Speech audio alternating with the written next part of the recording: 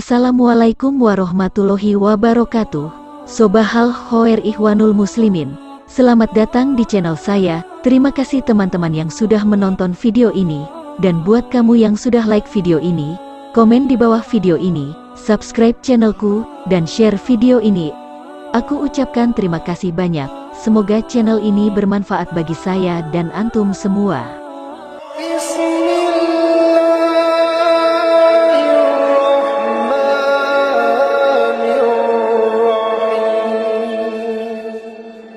Muhammad Al-Fatih merupakan salah satu pahlawan Islam yang terkenal. 7 fakta menarik Muhammad Al-Fatih, sang penakluk Konstantinopel. Kisah dan fakta Muhammad Al-Fatih ketika membicarakan pahlawan Islam dalam sejarah. Nama Muhammad Al-Fatih pasti akan ikut disebut. Di usianya yang baru seperempat abad kala itu, pria yang juga dikenal dengan nama Mehmed II ini mengukir prestasi besar. Ia menaklukkan Konstantinopel di Romawi Timur. Hal itu membuat nama Muhammad Al-Fatih tidak mudah dilupakan hingga kini, sekalipun zaman terus berganti. Bagaimana kisah Muhammad Al-Fatih dalam menaklukkan benteng terkuat di dunia tersebut? Kisah dan fakta Muhammad Al-Fatih.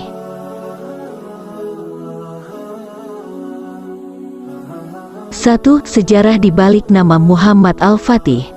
Muhammad Al-Fatih bukanlah nama asli dari pria yang lahir pada tanggal 30 Maret tahun 1432 itu. Al-Fatih, yang bermakna sang penakluk, merupakan gelar yang ia terima di tahun 1453. Gelar tersebut disematkan kepadanya setelah berhasil menaklukkan Konstantinopel, benteng terkuat di dunia pada kala itu.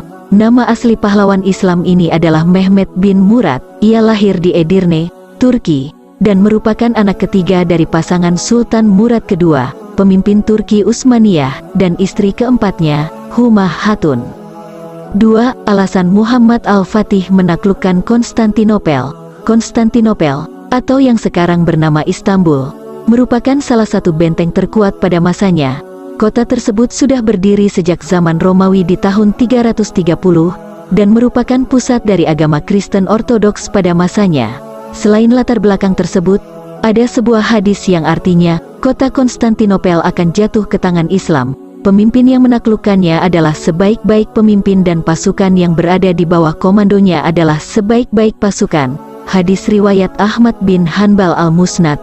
Sejak berusia 12 tahun, Muhammad Al-Fatih sudah berambisi untuk menaklukkan Konstantinopel dan menjadi pemimpin Islam yang disebutkan dalam hadis tersebut.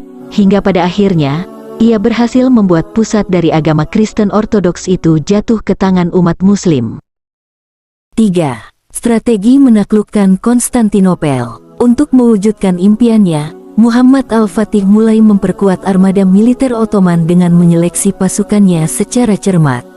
Berbeda dengan umumnya, pasukan yang dipilih Muhammad Al-Fatih merupakan anak-anak Turki yang memiliki berbagai kualitas.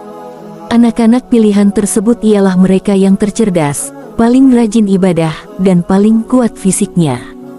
Mereka dibimbing sejak dini dan dibekali pendidikan agama, ilmu pengetahuan, serta militer. Setelah punya pasukan terbaik, Mehmed II juga menyusun strategi perang yang cermat untuk menaklukkan Konstantinopel. Muhammad Al-Fatih mengerahkan hingga 100.000 tentara, pasukan berkereta artileri, dan 320 kapal untuk mengepung Konstantinopel, baik melalui darat maupun laut. Setelah bergelut dengan peperangan selama lebih dari 50 hari, akhirnya benteng Konstantinopel berhasil hancur. 4.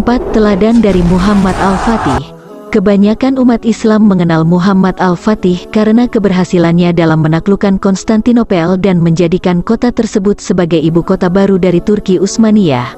Padahal, selain keberhasilan tersebut, ada banyak teladan dari Mehmed II yang patut dicontoh. Misalnya saja, di bidang akademik, Muhammad Al-Fatih mampu menguasai berbagai bahasa, seperti Arab, Persia, Latin, Yunani, dan Italia.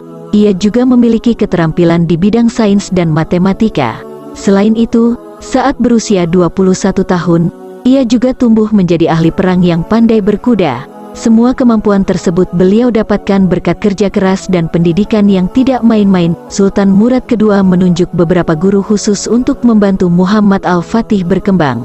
Salah satu gurunya tersebut ialah Syekh Ahmad bin Ismail Al-Qurani, seorang ulama yang paham Al-Quran. Guru-guru tersebut bertugas membantu Mehmet kedua menguasai berbagai keterampilan, mulai dari yang berkaitan dengan duniawi hingga menguasai ilmu agama Islam.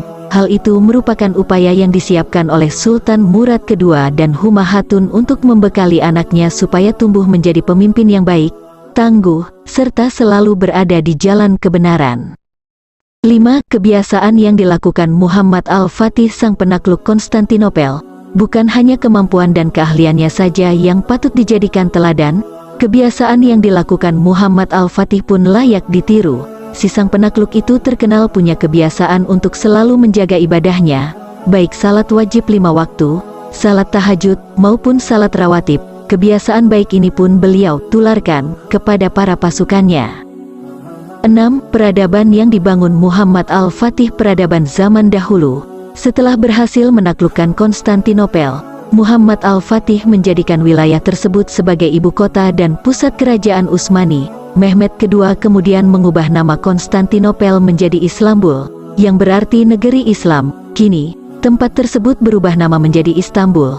Selain itu, Muhammad Al-Fatih juga mengubah sebuah gereja ortodoks di Hagia Sophia menjadi sebuah masjid. Selanjutnya, ia pun membangun lebih dari 300 masjid, 57 sekolah, dan 59 tempat pemandian di berbagai wilayah Utsmani. Beberapa masjid peninggalan Muhammad Al-Fatih yang paling terkenal, misalnya Masjid Sultan Muhammad II dan Jami Abu Ayyub Al-Ansari. 7. Wafatnya sang penakluk. Tepat pada tanggal 3 Mei tahun 1481, Muhammad Al-Fatih tutup usia. Beliau wafat pada usia 49 tahun di tengah perjalanannya berjihad. Sebelum melakukan perjalanan, beliau diketahui sudah dalam keadaan sakit. Namun, ia tetap memaksakan diri meninggalkan Istanbul untuk berjihad di jalan Allah Subhanahu wa Ta'ala. Di sepanjang perjalanan, kondisi kesehatan Muhammad Al-Fatih semakin memburuk. Tenaga kesehatan dan bantuan obat-obatan pun tidak mampu lagi menyembuhkannya, hingga akhirnya, beliau menghembuskan napas terakhirnya di tengah para pasukan tersebut. Itu dia sejarah singkat dan fakta-fakta tentang Muhammad Al-Fatih. Semoga kita bisa mengambil pelajaran baik yang dicontohkan oleh salah satu pahlawan Islami ini.